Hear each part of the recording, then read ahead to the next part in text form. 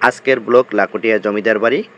জমিদার বাড়িতে কীভাবে যাবেন, চাঁদপাশার এই রাস্তাটা দিয়েও যেতে পারেন, অথবা বরিশালের ঢাকা বরিশাল মেইন রোডের কাছে 6 মাইল নামক স্থানের যে রাস্তাটি আছে তা দিয়েও অটোতে বা ভ্যানে করে লাকুটিয়া জমিদার বাড়ি যেতে পারেন।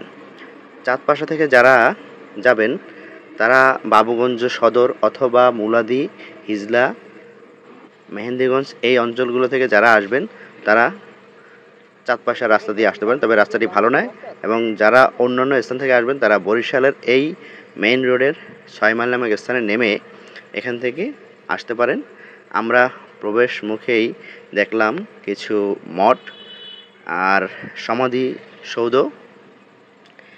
এই জমিদার বাড়িটি প্রায় 400 বছরের পুরনো জমিদার বাড়ি। জমিদার বাড়ির বংশধরদের কেউ এখন আর এখানে থাকেন না। এটি এখন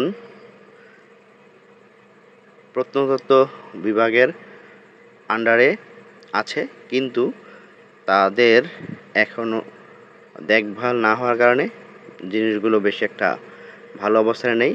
তবে আমরা যখন গিয়ে পৌঁছলাম তখন সংস্কারের কাজ চলছে, এর জন্য বাজেট বরাদ্দ হয়েছে প্রায় 60 লক্ষ টাকার বাজেট। আমরা আজকে এই প্রথম অংশে লাকুটিয়া জমিদার বাড়ির যে স্থাপত্যগুলো এখনও দাঁড়িয়ে আছে সেগুলোর ফুটেজ নেব, মূল বাড়িটি ছাড়া। মূল বাড়িটির ভিডিও আরেকটি ভিডিওতে আপনাদের দেখানোর চেষ্টা করব। এগুলো হচ্ছে এই বাড়ির সমাধিসৌধ এবং মঠ। স্থানীয় যেহেতু কাউকেই পাওয়া যায়নি তাই এদের সম্পর্কে ভালো ধারণা আমরা পাইনি। বিভিন্ন জায়গা থেকে যে তথ্য সংগ্রহ করতে পেরেছি তা থেকে যতটুকু জানতে পেরেছি আমরা আপনাদের এই ভিডিওর মাধ্যমে সেইটুকুই দেখানোর চেষ্টা করেছি। ইটগুলো অনেক প্রাচীন।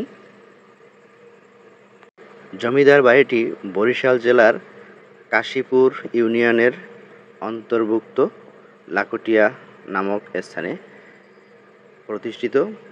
এখানে সময় কাচারি ঘর, অতিথিশালা ও পুকুর ঘাট ছিল এবং বিস্তৃত বিশাল দিঘি এবং মনোমুগ্ধকর খোলা ফসলের ক্ষেত ছিল। জমিদার বাড়িটি রায় পরিবার শুরু করেছিলেন তাদের বাণিজ্যিক উন্নতির মাধ্যমে। এইখানে যে মূল বাড়ি ছাড়া যে স্থাপনাগুলো ছিল আমি চেষ্টা করেছি সেগুলো আপনাদের সামনে তুলে ধরার। এই জমিদারের পূর্বপুরুষেরা অনেক প্রজাবৎসল ছিল। তারা লাকুটিয়া থেকে বরিশাল নতুন বাজার পর্যন্ত রাস্তা খনন করেন, খাল খনন করেন এবং কৃষকদের দেখভাল করতেন। এই পরিবারের সাথে রবীন্দ্রনাথ ঠাকুরের পরিবারের একটি সুসম্পর্ক ছিল।